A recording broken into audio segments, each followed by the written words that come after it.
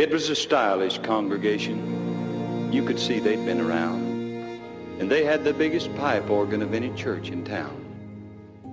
But over in the amen corner of this church sat Brother Eyre, and he insisted every Sunday on singing in the choir. His voice was cracked and broken.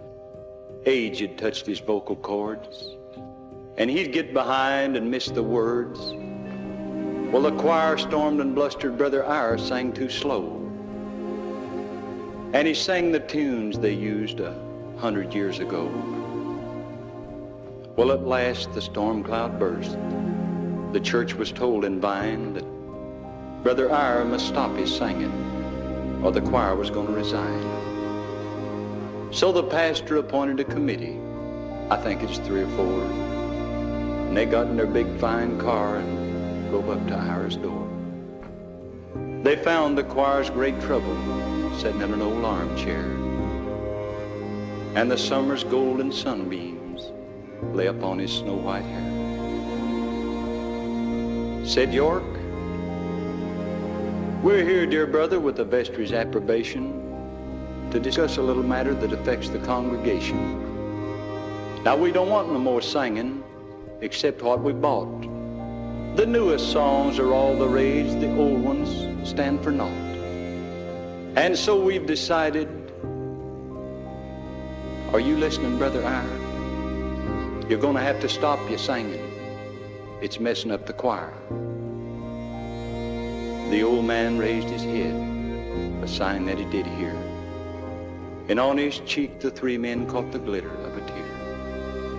His feeble hands pushed back the locks as white as silky snow. And he answered the committee in a voice both soft and low. "I've sung the Psalms of David nearly 80 years, said he. They've been my staff and comfort all along life's dreary way. I'm sorry I disturbed the choir. I guess I'm doing wrong. But when my heart is filled with praise, I can't keep back a song.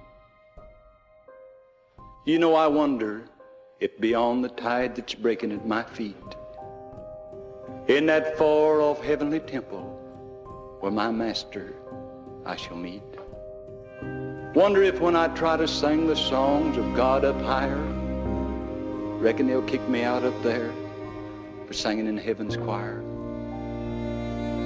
A silence filled the little room.